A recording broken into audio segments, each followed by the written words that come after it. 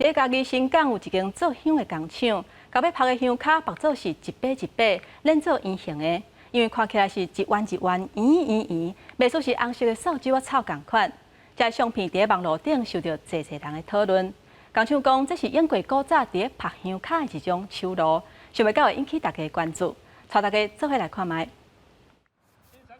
游客伫这站啊，真是行的波波草内底翕相。不过我近一看，才发现讲，这其实是一束一束的香卡。这香的业者讲，这是以前传统拍香卡的一部工序，这个配合礼典特别个用出来，咱会知影向大家拢要来看。因为艺术结合流行，这就是现在人所喜欢的，而且拍照起来真的是很浪漫，然后又好看。那个形状看起来就是蛮吸引人的，红色的，蛮喜气，蛮讨好的。这一束香卡有3斤重，也毋过只是伫做原料，无要摕来制香。师傅讲，即马拢是放伫架仔来拍，真少会绑做一束一束，嘛是因为安尼，才会伫网络顶面引起大家注意。那因为88早期他们腹地因为不大，不是像目前我们这个限制，早期的腹地因为不大，那